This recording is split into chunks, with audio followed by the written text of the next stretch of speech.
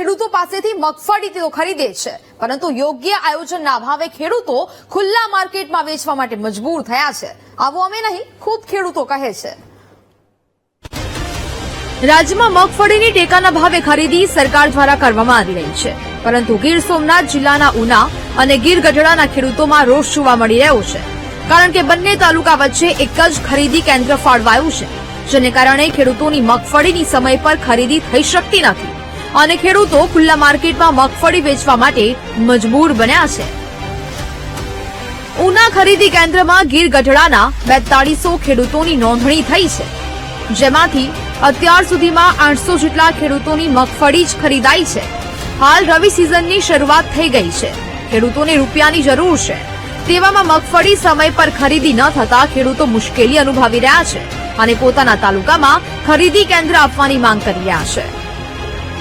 કુલ અટાણે 800 નો વારો હાલે છે. કુલ ખેડૂતોએ કેટલા ફોર્મ ભરેલા છે, એ ખેડૂતોના ફોર્મ ઉપર જયારે ખરીદી કરવામાં આવશે તો 4 થી 5 મહિના, તો 5 મહિના સુધી કયો ખેડૂતની શક્તિ એવી છે કે એ ખેડૂતો માંડવી પોતાની ઘેરે સાચવી શકે?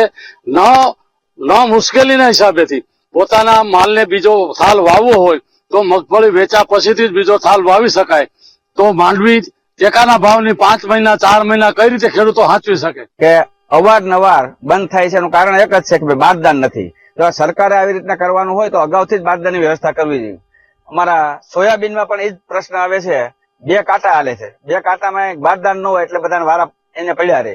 ખેડૂતો અહીંથી માલ લઈને જાય અને બારદાન ન હોય તો શું સમજવાનું? રાત દિવસે આ ધ્યાન તો અમારે રાખવાનું પડે, ભૂંડણાનું બધું અમારે જ કરવું પડે.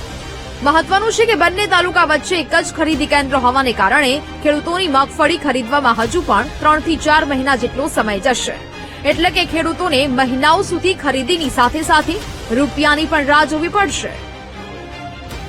ઉના અને ગીર ગઢડા બંને તાલુકાના થઈને 4200 જેવા ખેડૂતોની નોંધણી થયેલી છે અને આજ સુધીમાં 777 ખેડૂતોની ખરીદી પૂર્ણ કરેલી છે. હા, 3 મહિનામાં 100% બધા જ નો વારો આવી જશે, પરંતુ બાય રોડ બારદાન આવતા હોય કલકત્તાથી અહીંયા ઉના પહોંચવામાં બાય રોડ ગાડીને 7 થી 8 દિવસ લાગે છે. એટલે જો બારદાન ટાઈમસર આવી જાય તો તમામ ખેડૂતોને આજ સુધીમાં કોઈ ખરીદી બાકી રહી નથી. જેટલાની નોંધણી થઈ છે આજ પહેલા વર્ષ લગભગ 2016 થી કન્ટિન્યુ ખરીદી કરતો આવ્યો છું અને તમામ ખેડૂતોનો માલ લેવાઈ જાય છે. તો સમયસર બારદાન અહીંયા પહોંચતા થાય તો તમામ ખેડૂતોની મગફળી ખરીદાઈ જશે.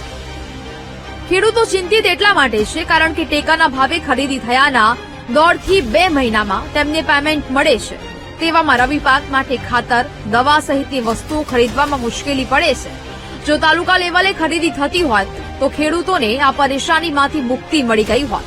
Bureau report, VTV news.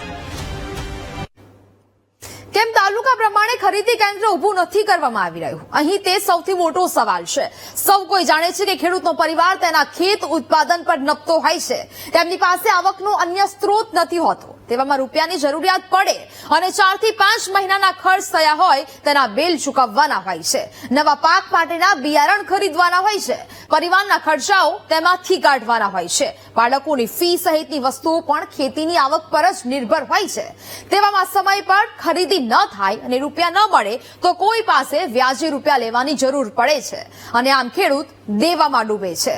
તેવામાં આશા રાખે કે ગીર ગઢડા તાલુકાના ખેડૂતોની મુશ્કેલીઓને સરકાર સમજશે અને તેનું વહેલી તકે નિવારણ લાવશે.